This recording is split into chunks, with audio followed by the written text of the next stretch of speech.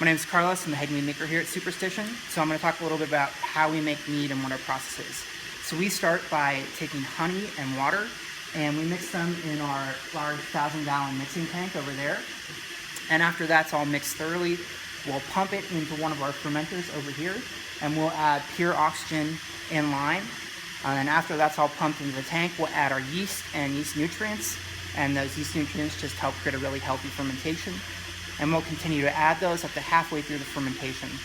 And then we'll stop and let the fermentation complete on its own. And after the fermentation is complete, we will cold crash it, so make the tank really cold. That'll make all the yeast and solids fall to the bottom of the tank.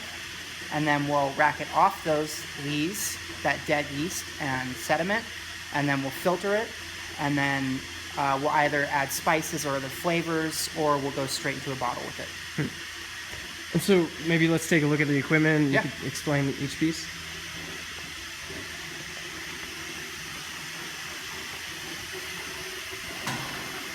So this is our 1,000-gallon mixing tank, and it's you can't really see inside there without a ladder, but it's basically got big blades that just turn and slowly mix the honey and water together.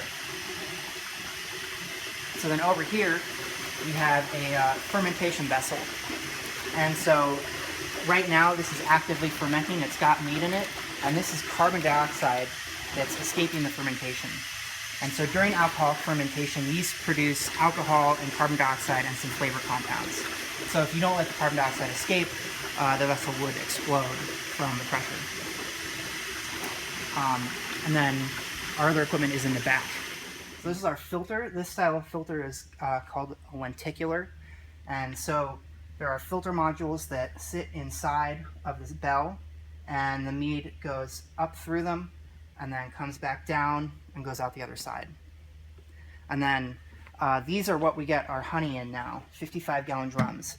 And we'll use up to 5 of these in a batch. And so we used to use 5-gallon buckets and lift them up and pour them in the tank and mix them by hand. But we've gotten a little bit of an upgrade.